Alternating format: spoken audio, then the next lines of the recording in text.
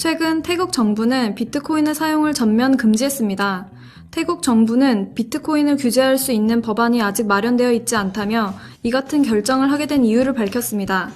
이에 영국 보수당 의원 더글라스 카스웰은 태국 정부를 밀려오는 파도를 향해 멈추라고 명령한 카뉴트 왕에 비유하고 비트코인 사용 금지는 어리석은 결정이라고 비난했습니다. 도대체 비트코인이 무엇이며 어떻게 세계적인 논란의 중심에 서게 되었을까요?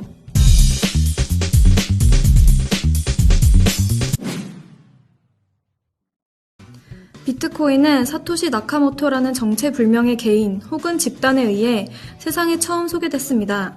2008년 발표한 논문에서 그는 비트코인에 대해 금융기관을 거치지 않고 개인 대 개인의 P2P 방식으로 거래되는 전자화폐라고 정의했습니다. 즉 기존의 은행을 거쳐 거래할 때와 달리 비트코인 계좌만 갖고 있으면 거래 상대방이 어디에 있든 상관없이 시간에 구애받지 않고 언제든 돈을 주고 받을 수 있습니다. 비트코인은 대표적인 암호화폐입니다. 비트코인을 얻기 위해서는 복잡한 수학 문제를 풀어야 합니다. 또 하나 재미있는 점은 비트코인은 소수점 8자리까지 나눠 거래할 수 있다는 것입니다. 비트코인의 또 다른 특징은 중앙 통제 기관이 존재하지 않는다는 점입니다. 정부의 통화 정책에 따라 통화량을 조절할 수 있는 기존 화폐와 달리 비트코인의 총 공급량은 2100만 비트코인으로 정해져 있습니다. 그렇다 보니 화폐의 가치는 수요와 공급의 법칙에 따라 정해집니다. 기존 화폐에 비해 상대적으로 사용자의 익명성이 보장된다는 점도 비트코인의 특징 중 하나입니다. 사용자의 거래 내역은 투명하게 공개되는 반면 비트코인 계좌의 주인이 누구인지 알아내기는 어렵습니다. 하지만 비트코인의 익명성은 마약 및 무기 밀매 등 불법 거래에 많이 악용되어 문제가 되기도 합니다. 비트코인 세계에 입문하기 위한 첫 번째 단계는 전자지갑 만들기입니다. 지갑은 소프트웨어, 모바일, 웹, 지갑 등 세 종류가 있습니다. 디지털 지갑을 만들면 숫자와 문자가 복잡하게 섞인 33자리의 주소를 갖게 됩니다.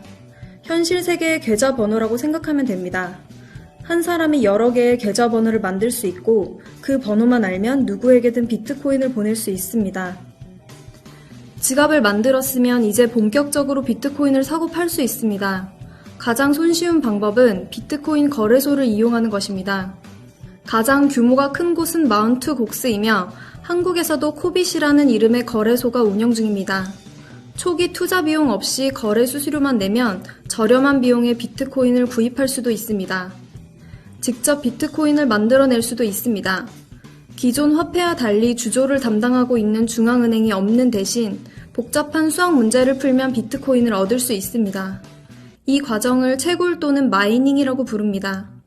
기본적으로 일정 수준 이상의 CPU 용량만 있으면 언제 어디서든 누구나 비트코인 채굴을 할 수 있습니다.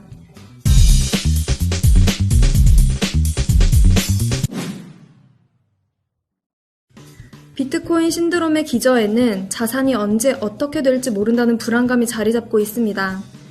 작년 초 키프로스 사태 이후 비트코인이 은행을 대신할 안전한 투자처로 떠오르며 지금의 신드롬을 이끌었습니다. 비트코인 신드롬은 당분간 계속될 것으로 보입니다.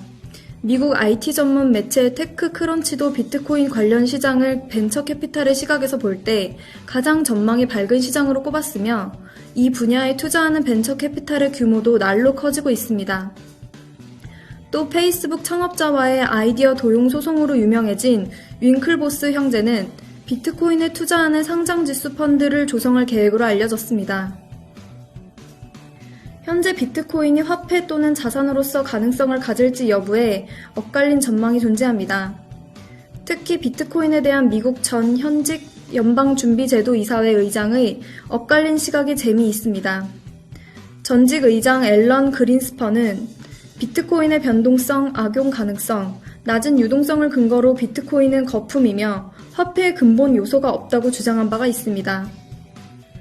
반면 현직 의장 벤 버냉키는 교환 매개 수단으로서의 유용성, 낮은 거래 비용, 낮은 인플레이션 위험도를 근거로 비트코인은 장기적으로 빠르고 안전하며 효율적인 지급 시스템이라고 상반된 입장을 밝혔습니다.